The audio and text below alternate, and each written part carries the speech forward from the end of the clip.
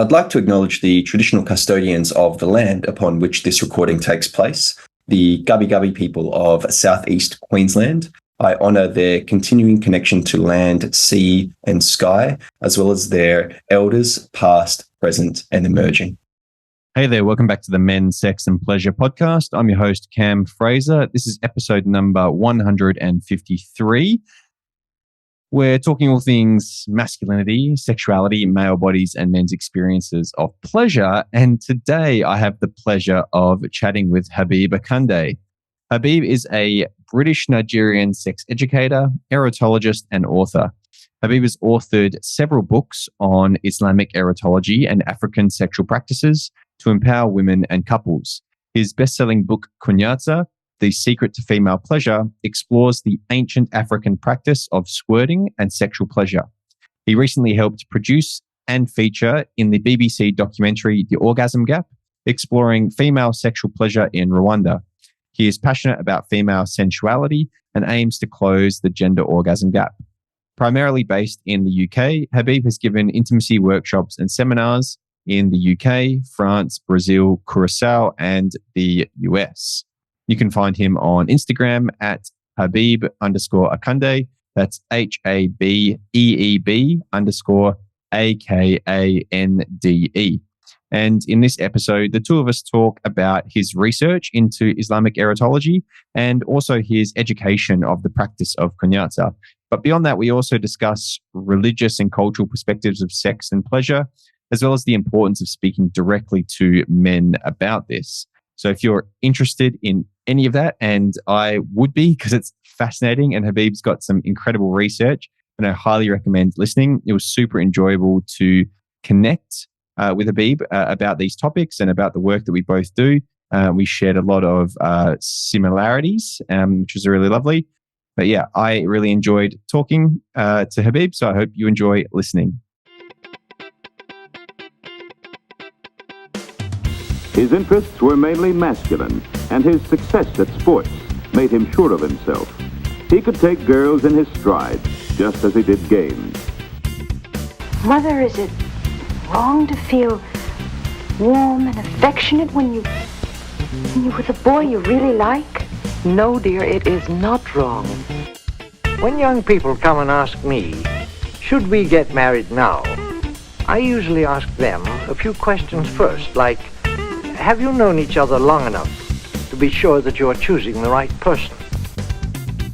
And you and I can dive in, dude. And the way that I like to start is just with a little invitation. It's an invitation for you to share who you are, what it is that you do, and what are you really passionate about as well, man. I'd love to hear from you. Yeah, sure. So my name is Habeeb Akande. I'm a British-Nigerian author, historian, and sex educator.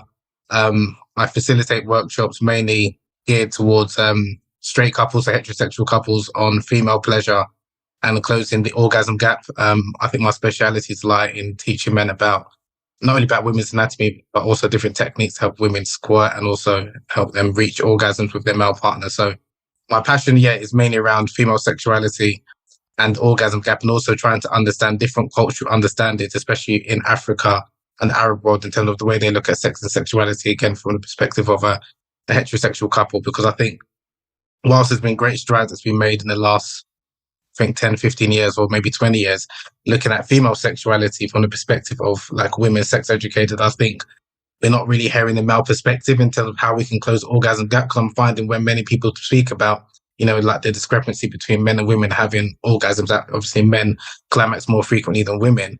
Oftentimes I'm hearing women speaking to other women and helping them obviously understand their body and reach pleasure, but then they're not helping those women, I find, communicate effectively with the men, and also they're not helping the men communicate effectively with their women and helping them help their female partners achieve climax. And also some of the anxieties that men have, because we do have anxieties in the bedroom, and there's also some myths around male sexuality which generally people don't really kind of talk about. So trying to debunk some of these. But like I said, I'm mainly focused on trying to close the orgasm gap or pleasure gap.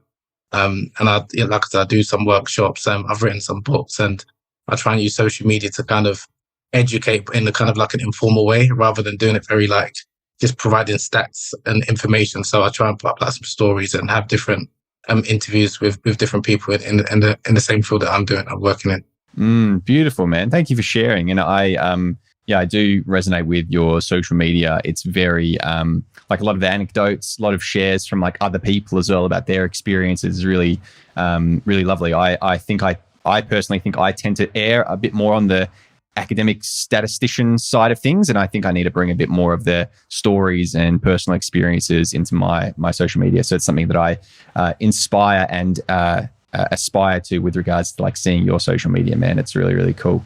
And I'm curious because I've heard you speak a couple of times, so I'd be interested to hear a little bit more about like what brought you into this line of work. Like what was it that was, because I feel like your work's relatively unique, man. I haven't really seen anyone else do what it is that you're doing with regards to like, especially like African and Arabic kind of cultural differences around sexuality and in the history of it as well. So just like super fascinated about how you found yourself in this line of work. Yeah, where can I start? So I kind of like fell into it, I would say. I mean, again, just by my background, so I'm born and bred in the UK, like most young thoroughbred guys from London. Sowed my wild oats, so to speak, in my college and university days. Love women with a passion, but then I think it got to a stage where I think I was in my late teens, early 20s, where it was consuming a lot of my life choices, in the sense of I wasn't making a lot of my decisions I was making, even from the college I attended, even the university, certain jobs I was going for were just based on, is there a pretty girl working there? And I moved to this woman. And when you're young, don't get me wrong, it's fun and obviously dating and with different girls, but then it gets to a point where I think it can be quite destructive because you kind of lose your purpose and you don't know kind of where you're going in life. And I kind of wanted to not only obviously curb my ways, but also I wanted to kind of get to know more about my religion. So I'm a Muslim, and obviously that type of behavior is frowned upon. And I went to Egypt after I graduated from university because I wanted to learn more about the religion of Islam and learn about a different culture. So whilst I was there, I came across a number of like Muslim scholars, like from Egypt, from Arabia, who wrote sex and intimacy books dating back to the 9th century. And that kind of blew me away because generally the image of Islam being a sexually repressed culture and sex is very taboo, and especially a number of Muslim communities nowadays. Whereas in the past, it wasn't like that. And I thought actually this would be quite interesting even to present to both Muslim and non-Muslim audiences, that this idea or this perception that we have about sex being just for procreational purposes, or it's all about male pleasure. This is kind of a recent phenomenon, even within the Muslim world. So I kind of wanted to address that and highlight some of the contributions that a number of the Arab Muslims and had spoken about in terms of the importance of female pleasure. They spoke about the clitoris, they spoke about female masturbation, all sorts of things. And then obviously being of African descent, I also wanted to understand the African approach, because when I speak about sex and intimacy and girls with like my uncles or like older friends, we've got quite an informal approach, and it's quite different to even what I've kind of seen in different cultures. I was like, actually, with the African element, I also kind of wanted to share that, because generally how knowledge is passed is kind of like through giving proverbs or giving like, it's not very formal, but it'd be like giving proverbs or kind of giving advice that way. So I thought, let me try and combine speaking about the Muslim contribution towards sex and sexuality, as well as my own kind of experience and what I've learned from different African cultures. So that culminated in me writing A Taste of Honey, which came out in 2015. And then a few years after that, I mean, it's quite a thick book. It wasn't as well received as very dense, because again, like I mentioned, this topic of sex is very taboo in Muslim communities. So I needed to bring a lot of references, because a lot of people be shocked by it. You know, like, why are you speaking about this? And even though I studied at a prestigious like religious institute when I was in Egypt, I know a lot of people be taken aback by, who are you to kind of talk about this? So I needed to provide all of the historic evidence of, different religious scholars speaking about this as far back as the 9th century up until as recent as like the 17th, 18th century. So that's why that book was really thick. But in hindsight, it probably, one of the reasons why I think it wasn't as well received, because it was quite difficult to read, to be honest. It was quite academic. And then I kind of wanted to start mainly speaking about intimacy and sex, but from a African perspective, so like for a general audience, not just specifically for Muslims. Actually, before I speak about that, there was another book I wrote called Illuminating the Performance, and that was about womanizing and African and Arab culture in terms of dealing with sex and sexuality. So it was kind of a book written for younger men. And by younger men, I would say under 35 and under, in terms of those who were struggling with lust. I mean, I don't necessarily want to diagnose or say that there were sex addicts or lust addicts, but people struggling with desire and how to approach women, but not like in terms of like a pickup artist, but in terms of understanding the different kind of like ethics and skills that you need to know in order to obviously attract women and satisfy them in the bedroom. So that was Illuminating Performance. That came out in 2016. And then someone, a year after that book came out, someone emailed me and said, okay, this book, really interesting, speaking about African sexuality and some techniques and things like that. Why didn't you mention Kunyaza? And I did what most people do when you don't know something. I Googled it. So I was like, what is this Kunyaza? So I Googled, Kunyaza, and I came across this fascinating sexual technique and fascinating history, originally from Rwanda, where it's the traditional sexual technique that has a reputation for helping women squirt and experience orgasms during heterosexual encounters. I was blown away by this. And not only because it was like a traditional African technique that was taught and preserved mainly by women, but it was one that was female centric and pleasure positive. And I was like, okay, this actually be really good to kind of maybe investigate a bit further. I saw some books in French and German about Kunyaza, but nothing in English. A couple of articles, and I reached out to Olivier Jourdain, who at the time was making the documentary Sacred Water about Kunyaza, and he was, I think, doing crowdfunding? When you try to, raise money. So I reached out to him, and he put me in touch with a couple of people from Rwanda to know more about the history behind it, because I didn't want to just speak about the technique, but I want to understand, okay, what is origin about it, and the other what is attitude towards Kunyaza, and how is it kind of perceived nowadays in Rwanda, in neighboring countries. So that culminated in me writing the book Kunyaza, The Secret to Female Pleasure, which came out in November 2018, I believe. 2018. And it's done really well. It's been picked up by a number of outlets in America, the UK. A couple of celebrities as well has kind of interviewed me about that book. And then the BBC came to one of my workshops because one of the producers read the book.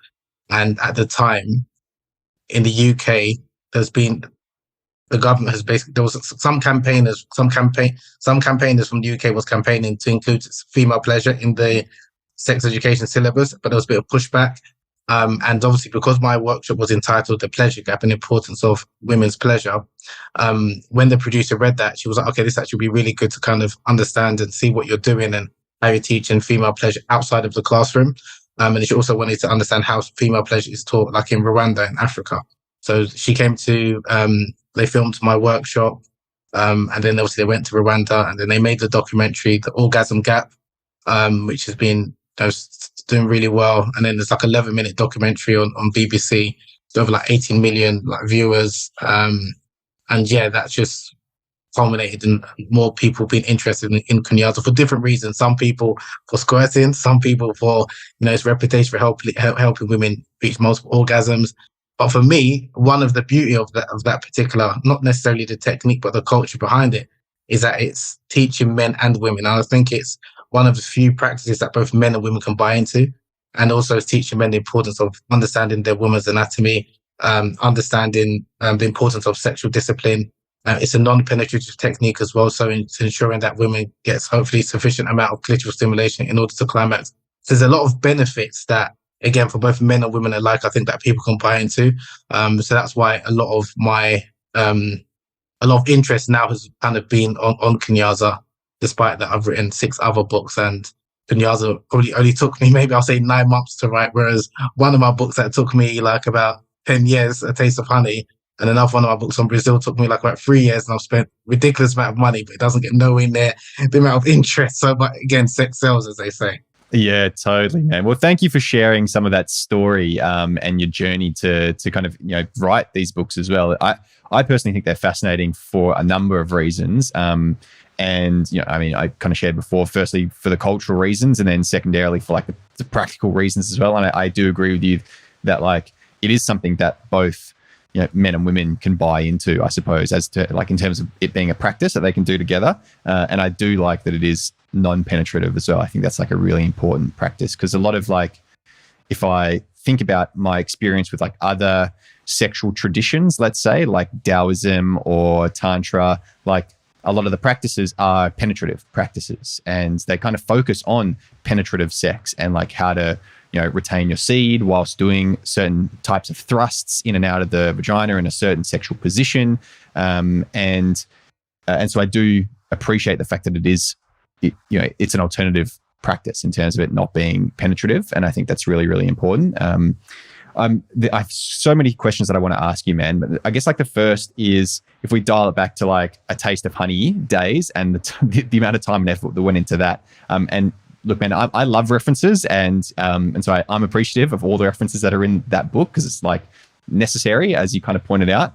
But I'm curious around like, the term erotology is like what comes to my mind when I think of the exploration of like sexual pleasure and sexuality from that kind of Arabic world. And I recognize like erotology is a Western word as well, but I'm just curious around like that study of sexuality from that kind of, antiquity Arabic world and through Islam and through some of the scholars. And I was wondering if you could expand on like what that looked like and like how, that information was presented during that time. Yeah, great question. So erotology, just for benefit of people listening, erotology means the study of sexual desire and the art of lovemaking. And it's derived from two words, ero and otology. Now, ero is derived from the Greek word for eros, or like passionate love, and then ology meaning to study something, like we've got psychology and all the other ologies. So that's basically in English what the word means. Now, in Arabic, it's ilm al-ba, meaning the knowledge or the science of sex or the art of sex. That's basically what it is, but it's translated as erotology. Now, in the 9th century, when in Iraq, when a number of, because at that time, that was like the capital of the Muslim Empire. At that time, there were a number of like the scholars who came across ancient Greeks, the ancient Persians, ancient Indians, their works on erotology. So erotology didn't start with the Arabs or like the Muslims. And erotology, I forgot to mention, is like you could say it's the precursor of Western sexology. So sexology, which we know is the study of human sexuality, which started around the 19th century. But it's not like that was the first time people were studying sex. But you could say from a Western perspective or a scientific perspective, you could say it started in the 19th century with sexology. And the reason why I prefer to use the word erotology is because it's not only the study of human sexuality, but it's also the study of desire. And it's also coming from personal perspectives as well, whether they're derived by their own personal perspectives, their own philosophical beliefs, their own religious beliefs. And so whereas someone who generally studies sexology is not generally going to be giving their own opinions or giving their views based on their kind of religious beliefs and things like that. I think you use in your book the distinction that Michel Foucault makes of ars erotica and scientia sexualis. Is that? Yes. Yeah. Correct. Yeah. So ars erotica as well. Great point. So that's also similar to erotology as well, just like another word, sometimes used interchangeably. And even Michel Foucault, he did mention in History of Sexuality that the difference between like erotology and sexology coming after. And when we even think about like the Kama Sutra, which is like the Bible of the Bible of the sex manual, that's a book of Hindu erotology. It's a book of erotology from a Hindu perspective. And many people, although like a lot of people, when they think about the Kama Sutra, they think about the sex positions, only like 25% of the book actually deals with sex positions.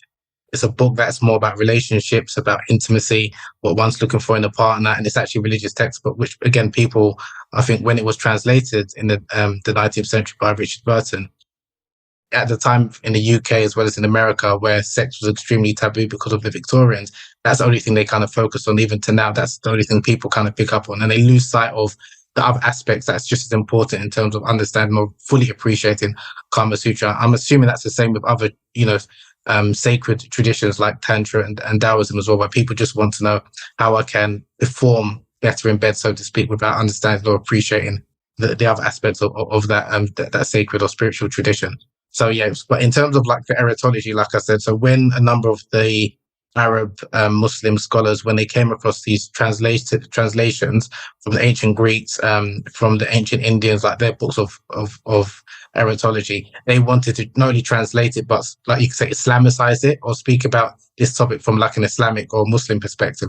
And that's why they wrote their books from like the Perfume Garden, the Art of Sex, and some others. But again, speaking about erotology and the science of intimacy, but from like a you could say, an Islamic perspective. And what was, like, if I don't want to go too deep into this because I recognize we could kind of get lost in the weeds a little bit, but what are some like simple examples of like an Islamic perspective on like erotology, for example?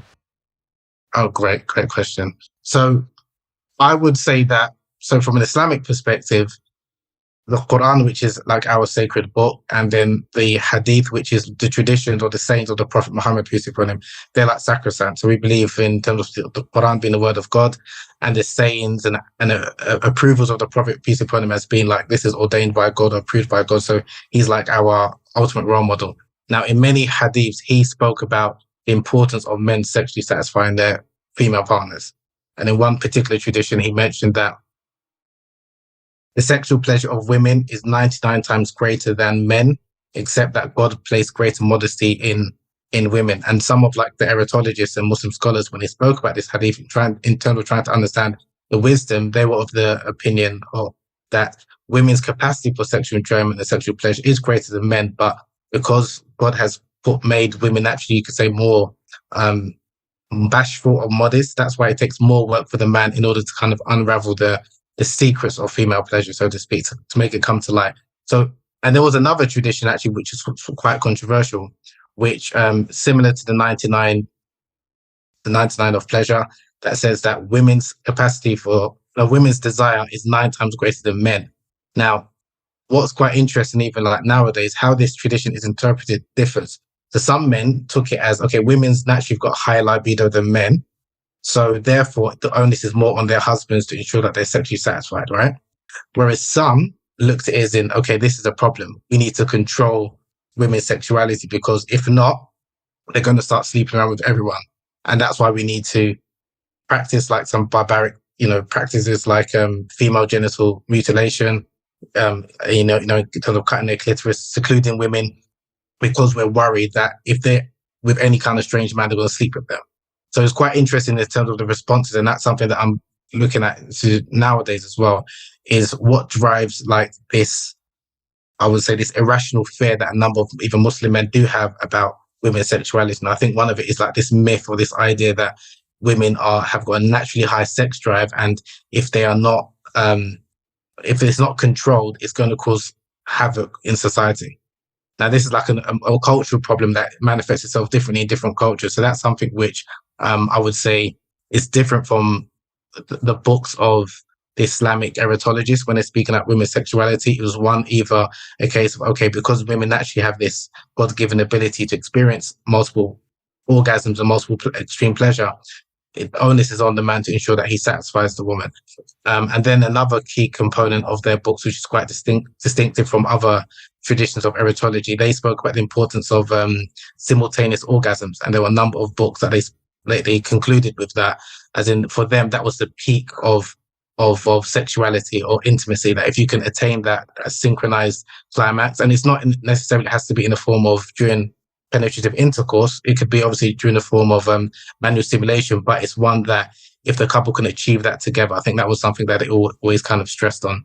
And they viewed sexuality or pleasure in particular to be a foretaste of the afterlife, because in Islamic tradition, we do believe that there'll be sexual relations in heaven. So it's like they used to speak about the blessings of intimacy or sexual pleasure is that it's giving you a foretaste for what's going to happen in the next world, kind of thing. So it's to encourage you to do obviously more good deeds and be a better person, be a better Muslim.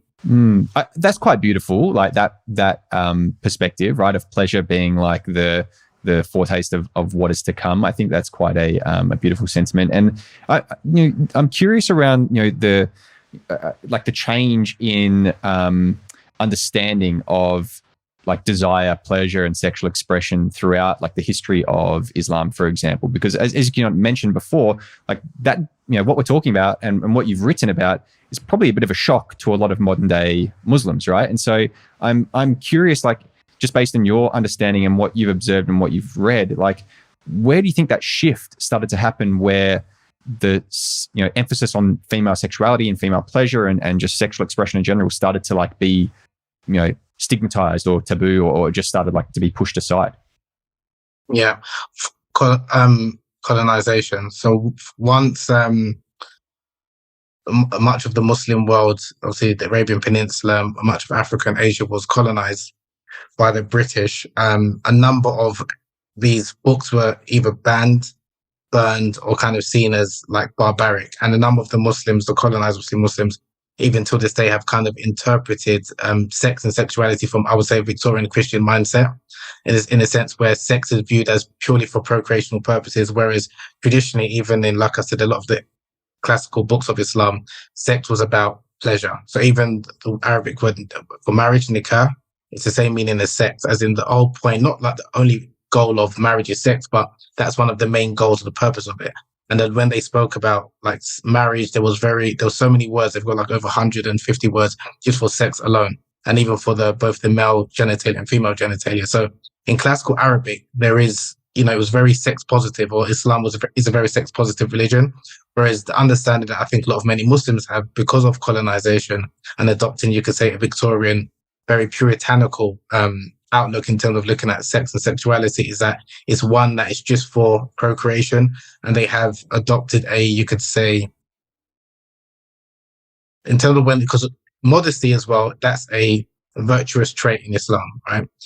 But how it's been interpreted in some Muslim communities differs. Like, so in some Muslim communities, modesty is like you don't say anything, there's no interaction between the sexes. And for them, this is like an Islamic trait, right? Whereas in other communities, no, that's like an extreme definition, extreme understanding. And again, like I said, the way, unfortunately, a number of teachers, scholars of today have spoke about these, they ignore a lot of the sexual references from both in the Quran and the time of the Prophet and early Muslim scholars, because they themselves are very uncomfortable with it. But funny enough, well, I say funny is in terms of quite ironic, they're not uncomfortable talking about sexuality when it comes to male sexuality. So when it comes to the issue of men being allowed to marry multiple wives, they'll talk about that. When it comes to a Muslim man is not sexually fulfilled in his marriage, they'll talk about it's okay for you to marry a second wife. But when it comes to what scholars have said in the past, that women have got a God-given right to sexual pleasure, and if she doesn't, or she's not satisfied, she can get divorced, they don't want to talk about those stories. So there is like a bit of cherry picking. So that's and again, because I was fortunate enough to study, the religion in the traditional institute, and I've come across these texts and these references. That's why I wanted to put it out there, because I know there'll be a lot of backlash, and there'll be some people who are actually shocked by this or think this is not from our religion, but then they can see the references and see where it's coming from. It's not just coming from like myself, but yeah, I don't want to just blame colonization, but I think that definitely had a big role in terms of shaping and changing attitudes towards even how Muslims nowadays view sex and intimacy and ultimately female pleasure. Because like I said, when it comes to, because initially I always used to say pleasure or sexuality, but when I've thought about it, it's actually female pleasure people have more of an issue with as opposed to male pleasure, because we buy into this idea that men always want sex all the time, which I don't believe. I think that's a myth. We buy into this idea that men are or a lot of men are kind of hypersexual when they need multiple women, whereas we don't have that same attitude or level of understanding when it comes to women's sexual needs or the topic of like masturbation. Male masturbation, there's a number of like Muslim scholars of today who talk about it. Okay, yeah, in some cases, or it's perfectly fine, but whereas with women, it's like, no, it's dangerous. What's the rationale behind it? Because if a woman were to masturbate, and these are things I've heard, if a woman were to masturbate and she breaks her hymen, then and she gets married, people may think she's not a virgin, and then she might be executed or killed. And it's like, what? So therefore, that's why I think it's wrong. And it's just like, that's a bit of a stretch. But it's this fear of female sexuality and female pleasure that unfortunately I think in a number of Muslim lands is still like a contentious issue and topic. Yeah, I appreciate you speaking into that, man. And I kind of had a feeling that was the answer. I had a conversation with, on this podcast, a woman by the name of Lisa Mangaldes, and she's a sex educator in India. And I asked her a similar question because, we were speaking before about Kama Sutra, for example, and like the erotology from, the Hindu culture and tradition. And so like, where did that shift into like a lot of the modern day, conservatism and repression around sexuality in India? And she had the same answer. It was, Victorian era colonial beliefs around like desire and pleasure and the fact that it's, evil or wrong or shouldn't be explored or expressed. So Yeah, a lot of shit there to unpack, unfortunately. Look, I wanted to kind of transition into Kunyaza, and for clarity's sake, for people that are listening, in my understanding, so Kunyaza isn't a Islamic practice; it's a Rwandan practice. Is that correct? Correct. It's a Rwandan practice. It's not an Islamic practice. So it's a culturally African Rwandan practice. So in Rwanda, it's called Kunyaza. In neighboring countries like in Uganda and Kenya, it's called Kachabali. In Zimbabwe, it's called Katero, but it originated from Rwanda. And according to legend, again, this is the story how it's told. How true it is, again, just go with me. So according to legend, there was an ancient queen from Rwanda who her husband was away at war, and she was in need of special attention, shall we say. And she summoned one of her guards to make love to her. The guard at the time, he was terrified. He came towards her chamber, and he was terrified because he was thinking about the repercussions if the king were to come back and find out that he slept with his wife. But the queen said, she said that you need to make love to me, or else you're going to be in trouble or be executed. So as the story goes, as the guard was making his way towards the queen, he was holding his penis in his hand, and he was trembling. He was shaking because he was worried. And as he was coming towards her, it is said that his member was hitting her clitoris. And from there, the great loins splurted like this gushing fluid. And it was said that Lake Kivu, which is one of the largest lakes in East Central Africa, was formed because of this gushing fluid that emanated from the queen's loins. And then when the king came back, then the queen told the king, this is kind of like how I want you to satisfy me, make love to me. And then from there, it's been taught from generation to generation, primarily by women known as sengers, or like maternal aunts or sex educators. And they kind of teach women, this is how, again, a man should pleasure you. And then you've got men, on the other hand, known as kodjas, or like uncles, who they teach the younger males or younger men in the community in terms of, the importance of understanding the female anatomy. And this is the way you should sexually satisfy your spouse. And it's not just again about penetration. So the squirt, or the female ejaculate, shall we say, that's called kunyara, whereas the tapping technique, is called kunyaza. So that's the difference between the two terms. But again, it's a African cultural practice as opposed to an Islamic practice. Yeah, thank you for sharing that origin story as well. I remember reading that in your book, and in that documentary as well. They kind of talk about that origin story, and I think that's so fascinating. Because I and you mentioned this before, like anxiety. A lot of men have like a lot of anxiety around sex and their performance and things like that. And so interestingly, that's like a central theme of that origin story of this really beautiful practice of female pleasure is like men's anxiety, right? So I just think that little nugget is really that's really interesting to me. I guess I don't want to give away all the secrets from the book because I want to encourage people to go out and purchase it and read it for themselves. But you mentioned tapping and obviously some maybe some shaking or trembling, right? And so maybe people are getting a bit of an understanding of what it might include if you've got some imagination. But I was curious if you could give a bit more detail, again, without giving away all the secrets, for what the practice of kunyaza entails. Yes, ultimately entails, there's not one way, but it's a combination of tapping, and when I'm saying striking, not a violent strike, but it's tapping, striking, rubbing, and trembling. But using your penis, it can be non-erect or erect, but preferably an erect penis, preferably along the clitoral glands and then also on the either side of the labia minora, like the lips. But the whole idea is, once obviously you're doing it, and obviously there's different positions you can perform kunyaza, but one of the best ones is when the woman is sitting down and her legs are spread wide apart, and then the man is sitting down on his knees. And obviously with that, it helps him to appreciate her anatomy and understand what he's doing. Now, one of the things that I've realized speaking to different couples is that some people, because of the way people have been having sex and the general sexual script in the Western world is obviously just about penetration, a number of people are even uncomfortable with their genitalia, especially with women, or to allow their male partner to see their genitalia. So that's why if it's in that type of situation, then obviously it's important that the man reassures his female partner before obviously performing kunyaza, because whilst everyone is fascinated and interested in the technique, psychology of kunyaza is just as important as the practice itself. So even the practice itself of obviously stimulating the woman's clitoris with your penis, it's not revolutionary in and of itself. And funny enough, there was one of the Muslim scholars that I read one of his books from the 16th century, he spoke about a similar technique in terms of tapping the penis along the clitoris. So again, it's not unique in terms of the technique itself, and I'm not here to like sell any dreams. I did that a long time ago, but I'm not doing that anymore. It's really just kind of helping men understand the importance of non-penetrative play, the importance of clitoral stimulation, the importance of, in my perspective, prioritizing female pleasure, because I think for men generally it's generally quite easy for us to get off. So that's why I don't say it's equal in that respect. So I think men should kind of try and prioritize ensuring that their partner is satisfied before themselves.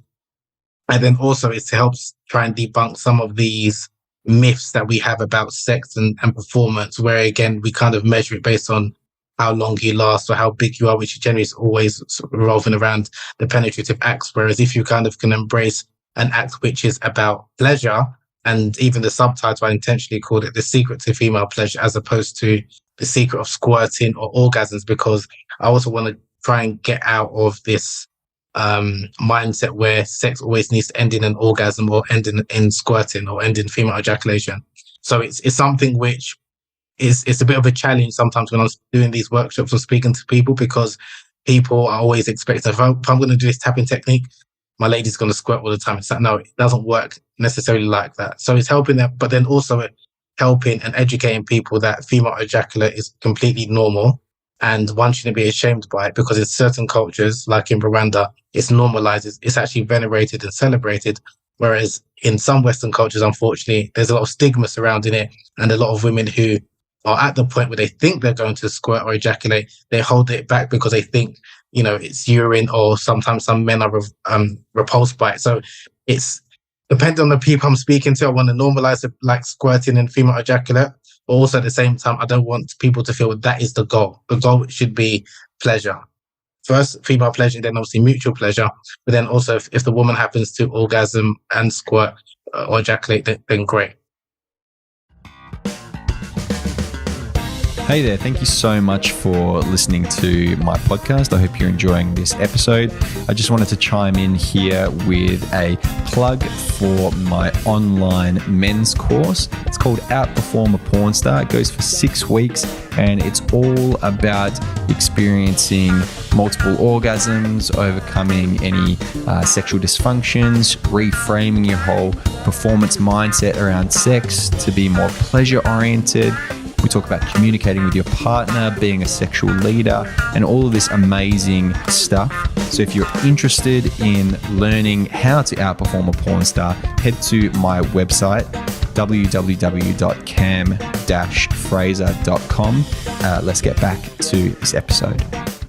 Yeah, I'm appreciative of you like contextualizing that practice, because something that I get a lot from guys is like, teach me the technique, like I want to know the breathing technique or the squeezing technique or the thrusting technique. Like they're very technique oriented. And I kind of say to them, I'm like, yeah, I can teach you the technique, but it's not going to change a lot. It's not going to revolutionize your sex life, because it's not changing your approach to sex, right? It's not changing your mentality around sex and pleasure and desire and connection and everything else. They're focused on performance, right? Like that's their underlying reason for asking me, because they want to perform this technique and they want to perform better and better. And I'm like, look, by focusing on techniques, you're actually shooting yourself in the foot. You want to focus more so on like the mentality and the approach and the pleasure of sex, regardless of what it looks like. And then once you've started that and kind of like foundationally shifted the way that you think about sex and the way that you approach it with your partner, then you can start to layer techniques onto that. That's the shift that I have to do with a lot of guys, man. A lot of guys always ask me about the strategies and the techniques. So I'm really thankful that you spoke into that, man. And I do like. Sorry. Oh yeah, go ahead. Sorry, Don. No, I just wanted, sorry to interject, but I think that is a lot of what I'm glad you even said, because that's a lot of work I'm trying to do. Because I know for a lot of guys that's going to attract them. Like when they hear, oh, this new technique or secret to squirting, or that's what they think. But then actually, when you've got their attention, is actually now to kind of like educate them and tell them that it's not just about the technique itself, and having an appreciation of pleasure and obviously of your partner, and having an appreciation of intimacy. But obviously, we're both guys, so we know generally how guys think, right? And it's funny because I have this conversation with a number of female sex educators and therapists, and they're always like asking, okay, how can we attract men to like maybe our workshop and things like that? And I was saying that it's language, and generally, not that men don't listen to women, but you have to know how to communicate to men to get their attention. It's like if you've got a conference or a seminar and you're talking about, like love, intimacy, and that's wonderful. Love, that sounds great, but it's not really going to resonate with a lot of guys, especially if they're your target audience, especially when they want to help, obviously, women experience pleasure just as much as men. You need men to be on board. But then generally, the reason it's not that men just only listen to men, it's that generally those men know how to communicate to those men to get them to listen, and then bring in the most important things, like he was talking about the mindset and understanding it's more holistic. It's not just about these performance techniques. Whereas if you're going to just dismiss men and say sex shouldn't be about performance, for a lot of guys it is about performance initially. Whether we like, that's how generally how they view it. How good they are in bed is based on performance and because of past experience, which I don't think a number of women kind of realize or appreciate, that a number of men have been scarred by, an interaction they've had with maybe a current girlfriend, a previous girlfriend, where she just like, and I'll try to add humor into it. Because and like, in terms of like deflecting that, okay, this can be a difficult situation, but we've all gone through it, where you nut too quickly. It's like, shit. You thought you were going to go like half an hour, so now you need to do certain things to kind of act or prolong the session, or, there's all these things as men we do. And especially if you're in casual relationships or even in long-term relationships, because you want to satisfy your partner, that a number of women don't necessarily realize. And even when I have like workshops and I give quizzes or ask the women like, okay, on average, how long do you think men should last? It's like 40 minutes, 50 minutes, an hour, 50. And I'm like, okay, great. Then I spin it and I say, okay, how long do you think on average women can ride a man? That's when, 30 seconds, a minute. Oh, my knees are not what they used to be. But it's like, okay, they can understand it's not so easy when they are kind of performing. And I said, that's the same in a sense for men. So it's about coming together. Oh, bad use of word, but you know what I mean? It's about having a conversation between like men, so we can both understand our anxieties. And because even I found with a number of like events, and people perform when they're talking as well. I wouldn't tolerate this. I wouldn't do this. And a lot of it is just like, sex can be fun. It can be boring. It can be dry. It can be, so there's a lot of things. But when you love someone and you're connected with someone, all of those things, you're not really thinking about time, and you're not thinking really about, or you shouldn't hopefully be thinking about performance. But I think sometimes the information that people are hearing from some of these, even I'll be honest, some of the comments on my page, my Instagram page, it's quite brutal, because it's like lack of empathy, especially towards men who may be having some like performance anxieties because they expect it to be at a certain level. Otherwise, they're not a man. And there's very few spaces that they can kind of have those honest conversations, because, male bravado, I'm sure it's the same in Australia, but definitely in the UK, like a lot of men just exaggerate and, about their bedroom performance and this, that, and the other. So it's how you can spin it in a way where those anxieties that men have, most, if not all men have had them, have gone through them. And it's not like the end of the world kind of thing. But I think it's just creating that space where, and you can impart that knowledge without necessarily making them feel less than, but also to kind of empower them. That's kind of like my approach. Yeah, I really like that, man. And I really resonate with this idea of like, a lot of, male sex educators can speak,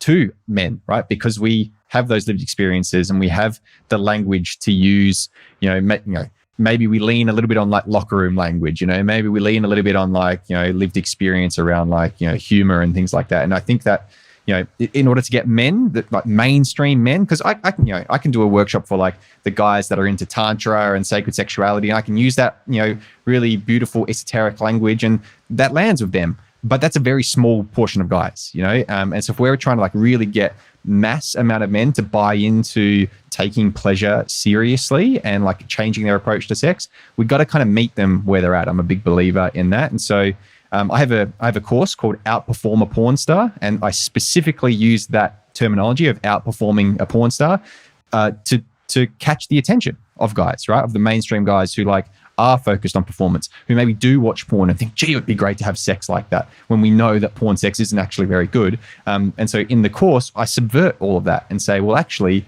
actresses and actors aren't actually enjoying what they're doing on screen. It's just entertainment and it's all performative. And what if we focused on pleasure? And what if we focused on like multiple orgasms? What if we focused on like sharing your desires and like changing the psychology around your sexual experiences? Like that's going to actually make you outperform any porn star, because you're actually going to enjoy the sex you're having, and it's not going to be this, charade or, this performative kind of act, I suppose. So, and I get questions all the time, why do you use outperform a porn star in the name? Like, and a lot of women actually ask me like, that's such a, that's the wrong idea you're putting out there. I'm like, I'm trying to reach these guys, right? No, it's a great title. No, I know. I 100% agree. And it's a great title. And again, it's catchy. It's one that meant, and that's what I find that challenge. And that's why, to be honest, even though like it's quite, my focus is like on men, but most of the people who buy my books and attend my workshops are women.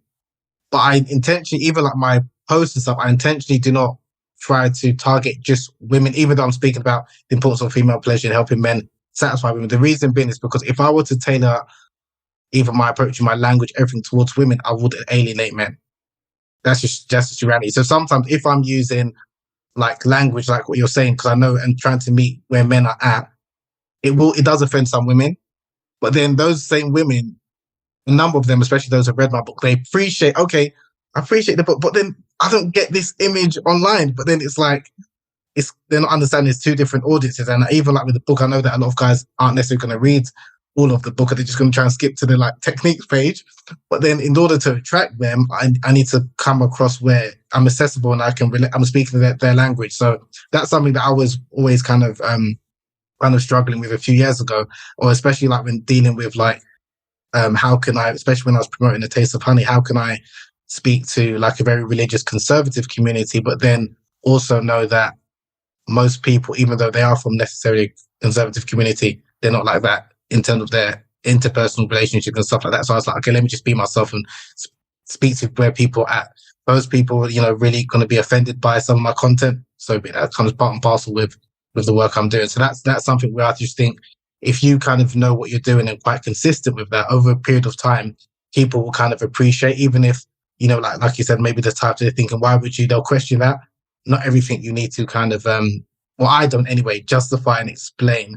Whereas I do find, unfortunately, maybe because I'm quite cold-hearted, but I do find sometimes with a number of women that I speak to in this field, I'm always seeing every like 6 months, they'll put up a post and it's like apologizing or just, like trying to justify. I mean, you're an expert in your field. You don't need to, for me, that's how I see it. You don't need to every 6 months or so put out a post or Instagram to kind of explain why you're doing it. And, because some people are questioning or saying that this is inappropriate. And maybe again, because women, they probably receive more of those kind of criticisms than as men. Whereas when I receive it, I just either ignore it, laugh at it, or sometimes I repost it and kind of just use it as content. Do you know what I mean? So that's something that I've kind of noticed, and it'll be, just interested in how have you found, obviously being a men's intimacy coach, how have you found that in terms of delivering that message to men, and how have, women responded? Is there a difference when you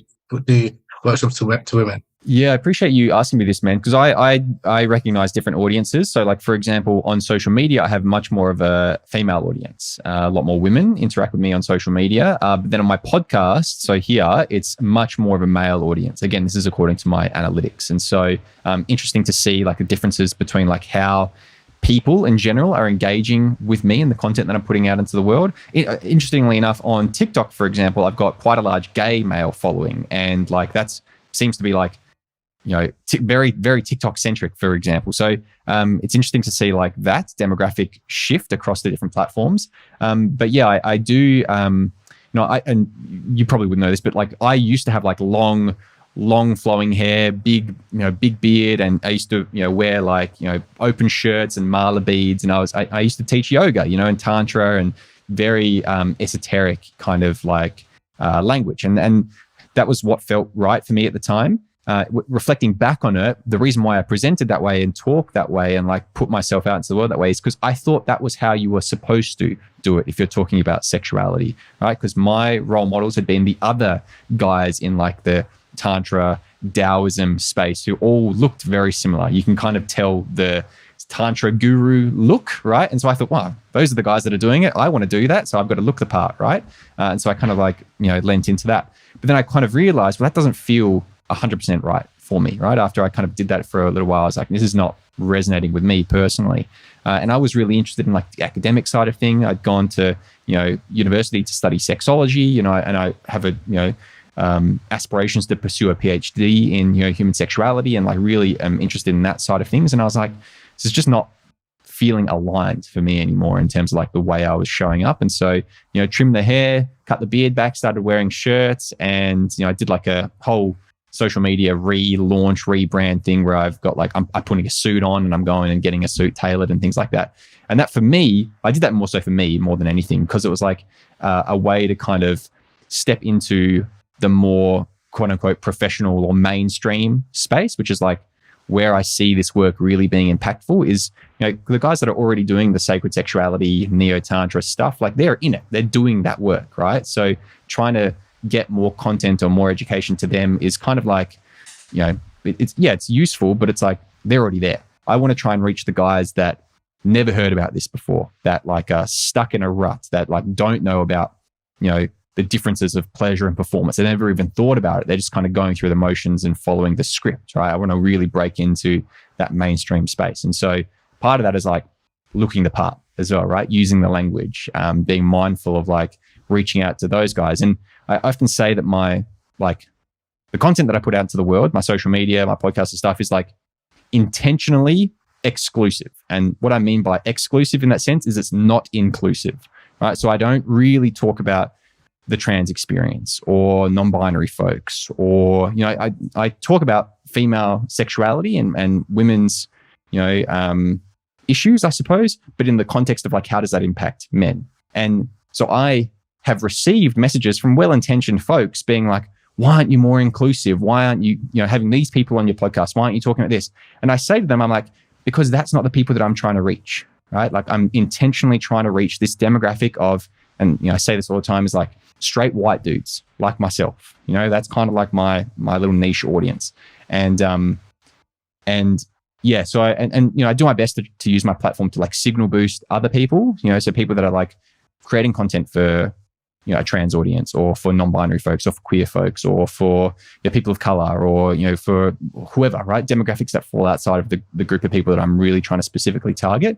And when I explain that to these people that like, kind of like question me about what it is that I'm doing, they go, oh, okay. And it kind of clicks for them. They make sense. And they're like, oh, right, cool. Thanks for letting me know. So, so I don't get a lot of that like pushback from people, like, because I am quite open about what it is that I'm trying to do, which I think is helpful. But I do know that post that you're talking about, because I've been guilty of doing that post, right? Of like explaining, validating why I'm doing what I'm doing. And so I have done those posts before, which is why I know. So, I've kind of put a stop to that. I'm like, you know what, fuck it, I've said it enough. And if people want to really question me about it, they can just bring it up with me in the comments, and I'll shut it down and be like, no, you're wrong. This is why I'm doing what I'm doing. And they can just see on my stories. I do it every couple of weeks. I do a post about like, here's some people doing some brilliant work for Indigenous folks, for example. And so I try and, use the platform as much as possible, use the privilege that I've got as much as possible to try and, signal boost other content creators and educators. So yeah, it's been an interesting space to navigate, man, over like 7 to 10 years that I've been doing this. It's just, it's all interesting is a word that comes to mind. That's really fascinating. And I appreciate your authenticity and your honesty, and I liked actually the intention exclusive. I might actually copy that. I'm going to start using that actually, because I'm similar as well. And that's why even defining Kunyaza, because often people ask me, oh, can you use this with, lesbians or in this type of relation? And I was like, I'm not from Rwanda, so I'm just even teaching how it was taught, and it was taught as a heterosexual technique. Now, that's not to say that lesbians cannot perform a clitoral stimulation, a tapping, but that's not. But that you probably could call it something else. But I'm not going to say it's something else, or like try and redefine it. And even like what you mentioned about clearly knowing who your target audience is, and then you know what you're delivering. I'm quite the same in the sense of, often people do ask me, like, so why don't I speak to about these different sexual orientations and things like that. It's like, that's not my target audience, that's not my field, and I'm not even going to try and go into that. And I think it's I think it's better for me because I find that some people, when they find out or hear that you're a sex educator or sex coach, they think that you will cover everything to do with sexuality. And I think that is what is problematic, because you can't know we've got lives outside of this as well, to be fair. And it's like, in a sense, it's good to be a specialist at certain things. And especially when there's obviously people with different orientations or identities. And even the fact that you said you're targeting heterosexual white males, even that I appreciate, because culturally as well, you understand, even though I'm sure you've got clients and followers from different parts of the world, you know, generally in terms of like the cultural experiences and what's more likely to resonate with people from a certain cultural background. Likewise, as being obviously born in the UK, but a Black West African, there are certain things that I know that when I'm teaching, I mainly think about maybe someone's like my friends or someone that's similar to myself. That's not to say if someone's white or Asian, they can't listen. That's not the case. But if I know who's kind of like my target audience, I'm not going to be overthinking, thinking, oh, that might not resonate with someone from a certain culture. That might. Do you understand? Like, I think even I saw one of your posts and you was talking about, like, even I think you said something along the lines of changing. Someone sent me this post actually. I think I've reshared it, but it was you said something along the lines of changing the way we think about the names for the male anatomy, the penis, and some of the words you use, I was like, this is clearly from Australia. You said like gun, some of these different types of words, which is true and I understood. But if you were saying that thinking, oh, global audience, then think of all of the words and slang words in different parts of the world. It's like, it's not going to hit home. But it's like, this was clearly specific, but that doesn't mean that there aren't similar words used in, you know, like in the UK and America. But some of those terms, even I was like, I've never heard of that one before. But again, you know your audience. So that's why I think it's that intentionally exclusive. I think it's important. I think more sex coaches, educators should be along those lines, rather than it's inclusive that we need to be able to teach everyone. But I find that quite challenging as well, because even when someone goes to someone's page and stuff, they're kind of like, who is this for? But it's like for everyone. Not to say that you can't promote or let people know the same, because I get a number of messages from people, particularly like Muslims from South Asian descent. Now, because South Asian Muslims, like culturally, it's more conservative than like West African, even though we're both Muslims, obviously we follow the same religion, their approaches to things like intimacy is very different from like what I'm used to. So because of that, I always kind of pass them on to some other South Asian sex educators who can kind of understand and maybe speak in a language that they can not only the person himself can resonate, but ultimately their partner. Because when a number of these women are having issues and they're saying that, oh, how can I speak to my spouse, you know, about these things? Because if I mention it, he's going to think I'm loose. And that's not my experience. Like, that's not what I'm used to with the women I've dealt with or female clients that I've got from a certain cultural background. Whereas in other cultures where it's very, you know, like more, like even in a marital relationship, even to talk about, even for a woman to initiate desire or to ask you, it's even taboo where there's resistance from the husband. In that situation, you need someone who understands. You can't just say, oh, get rid of him or find a new man. You know, it doesn't work that way. We might need someone who understands that cultural dynamic, understand where he's coming from, to explain it in a way that, okay, you can bring him to the same level of understanding, and he can, but in a way that is not the same approach you would do with someone who isn't going to be as threatened if their partner initiated sex or said they wanted to try something new. So, but I love that point you mentioned about being intentionally exclusive. I think that's thanks, dude. I appreciate that.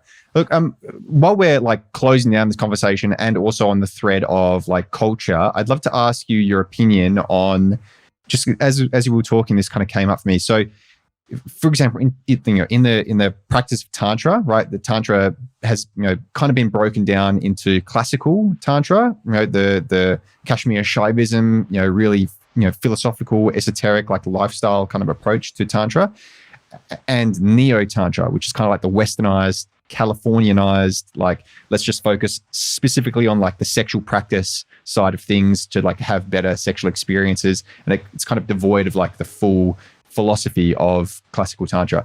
And that, you know, has been through a method of appropriation, essentially, as kind of Tantra was brought into the West, and then like Western people started practicing it. And like a lot of the, you know, Neo-Tantra influencers and teachers today are white folks, you know, and, you know, they've maybe been to India, you know, and then they've come back. And so and I'm interested to see, your opinion on, like, let's use the practice of like Kunyaza, for example, right? Coming from Africa, coming from East Africa, from Rwanda specifically, and the potential, and I'm just spitballing, curious to know if you think like there'll be maybe like a Westernized take on it, and if that, like, it'll be appropriated in like a Western point of view. I don't know where I'm going with that. Just curious to know if you've got any thoughts around that.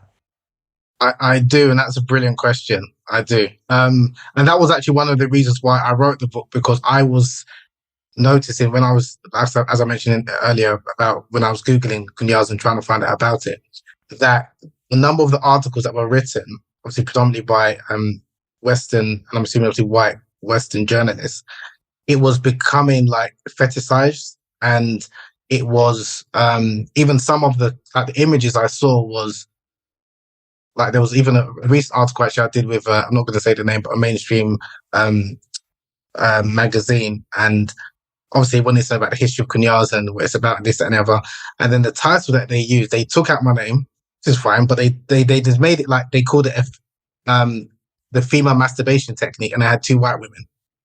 So it was like, where from this technique that originated from Africa with a man and a woman to kind of increase pleasure and increase connection, it became a female masturbation technique between 2 heterosexual white women, which I just found, okay, that's and I've seen that quite a bit. And like I said, one of the reasons why I wanted to document and write the book was to kind of some way preserve the sexual history and tradition of Rwanda, so it doesn't become it can still become appropriated. And again, the Kama Sutra is also a good example of that, where, like I mentioned earlier, how it's, even when people think about Kunyaza, I mean, Kama Sutra, like I said, the sex positions, even like the so-called 64 arts, people just look at the tick box exercise rather than understanding that even these so-called arts and also the sex positions, they are about compatibility. That's the reason why it was written. Like, certain people have got different genital sizes, so that's why he was writing different positions in terms of what suits you, and they were guides. It wasn't an instruction manual. Whereas I think with the Western approach, a lot of times they've taken some of these traditions and made it, and to make money as well. And this whole idea that, if you do this, you're going to have sex, like, was it Sting had sex for God knows how many hours, which he claimed, and these type of things. So that's things I've seen, and so there's nothing I can do about people, you could say, bastardizing the tradition, but I think at least if there are sources where people can see actually where it came from, and also paying homage to, because I'm not from Rwanda myself, so so that's why even when I was speaking to a number of Rwandese people, it's like, okay, there was even some pushback when they were thinking, am I just here to profit off it? And it's like, no, I just want to kind of like tell your story, but also to kind of respect it so people can understand where it comes from. So that is something that I'm conscious of.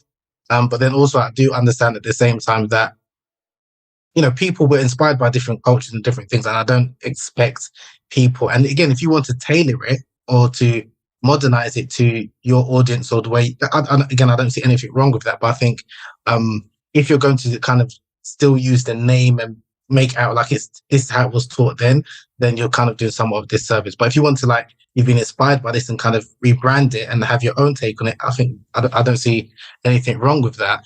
But I just think, especially as a Black person as well, where, and again, another one of the reasons why I wrote Kunyaza is that we hear about the ancient traditions of the ancient Indians, the ancient Chinese with the Ovid tradition. We hear about, in some quarters of the world, Arab tradition with erotology. But when I ask people what have Black people contributed towards human sexuality, a lot of people, especially Black people themselves, aren't aware of anything. And the only thing that comes to mind is like, Mandingo, like the porn star. And interestingly enough, even I saw a really interesting interview that Mandingo, I forgot his real name, he gave it. He actually said the reason why he used that name is because he wanted to teach freaking his history. Because Mandingo is originally from the word Mandinka. It's a West African tribe, a famous West African tribe, who was known to be warriors and powerful. There wasn't really any sexual connotations. When the novel came out, the American novel, I can't remember when, but that's when it started having the sexual connotation of, a Black man with a really large member and all the rest of it, sexually promiscuous and this, that, and the other. So he wanted to use a name that, in people's mind, it does mean like Black sexual prowess, but then also in a sense, he said also kind of wanted to kind of educate people about African history and to kind of humanize us, because even as Black people, one of the things that a number of Black men, we don't really talk about.